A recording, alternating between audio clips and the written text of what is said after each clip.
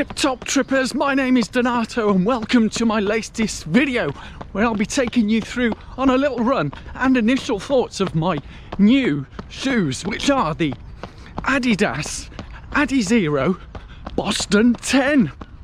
Let's go.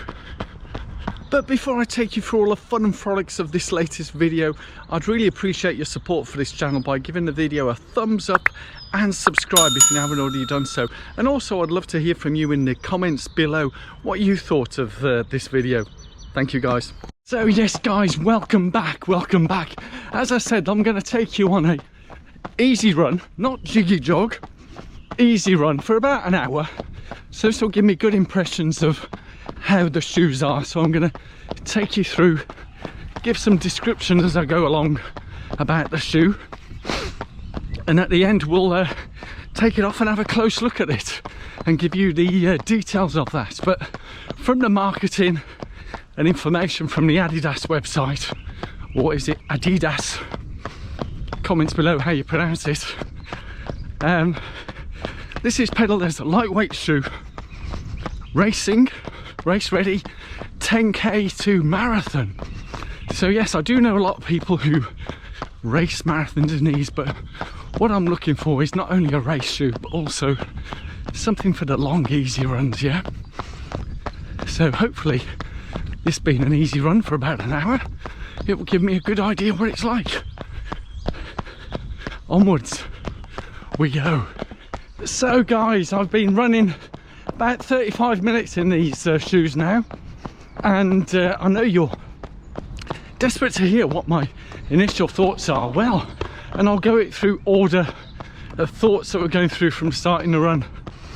First thoughts were, oh my, the actual dynamics of the shoe, the weight of the shoe, because they're totally new to me. I've not run in shoes like this before ever. They did feel a bit strange. By now they're feeling good.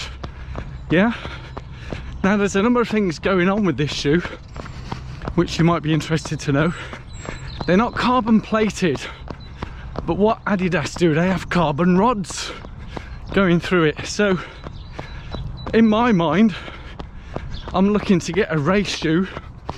This might be my next marathon race shoes, I don't know. I'm looking at the Adios Pro. I think at the moment they're on the Adios Pro 2 and they're about to launch the Adios Pro 3. So no doubt all the shoe tubers are all over that already and you would have heard their thoughts. But I'm just giving it how it is with these Boston 10. And they don't feel as clunky as the Nike, you know, the Alphas and the Next Percent. But there is something there, you can feel it definitely. But what there is here, which is similar to Asics, Saucony, is that there's a feeling in there that is forcing you forward on the toe off, which is a good thing, I think. So, because it's forcing me to toe off good, is this good for an easy run shoe? Well, it certainly worked for me on the Saucony Speed. Yeah, they were good. Ooh. But yeah, I mean, you can probably hear the thud thud. Yeah, but certainly not as distinct as the Nike or even some of the Asics. Oh, they sound like you're running on cornflakes. Woo. So those were the thoughts going through my head when I started to run. The actual, what makes the shoe, what's it made of, you know, the materials and all that kind of stuff. Because having done the review, initial thoughts of the Adidas Adizero Adios 6, I know it's a lot to get your mouth around. That one's a much lighter shoe, clearly proper hardcore racing, no carbon plate or carbon rods in those. But with these, the materials are all very similar to those shoes. There's just more of it. Yeah, so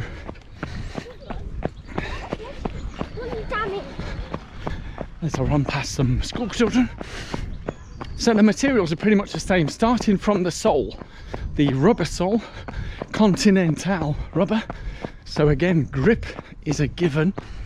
And then we start above that, some light strike foam all the way along the sole of the shoe. So there's light strike foam on the whole length of the shoe. But then above that, you've got light strike pro foam all the way along. And this is the slight difference with the Adios 6. The Adios 6 only had the light strike pro on the mids to forefoot. This has it all the way along the shoe. And then you've got the upper, and again, the upper, there's a bit more comfort than the Adios. And I used the lock-in lace part on this shoe. I didn't use that on the Adios, but on this one I have, and I gotta say, it works a treat. There's no slip of the foot in the shoe. It locks it firmly in, and it does feel really good. Initial impressions, as I say, beyond the initial thought of, oh, my legs feel a bit awkward, as I'm running more in these and getting used to them, they feel really good. The only issue on these long, easy runs is it makes you want to go fast. Yeah. So yes, guys, that need for speed, it does make you want to go fast. But the review of this is initial review, easy run, not the speed sessions. A bit of randomness for you whilst out running this morning. Earlier, bumped into a lady called Sarah. Hello Sarah, if you're watching this. Fellow 70.3 Staffordshire Ironman. Yes, what a small world, eh? So almost an hour in, and I'm really getting into the flow of how these shoes feel, and they do feel really good. Very similar to the Saucony Speed. I don't know if it's different foams or stuff, but this feels slightly firmer than the Saucony do. Is that a good thing, bad thing? I don't know. But apart from that, very similar. The foot rolls nicely, you just get into a flow and you just go with it. So let's pull over and show you the details of the shoe.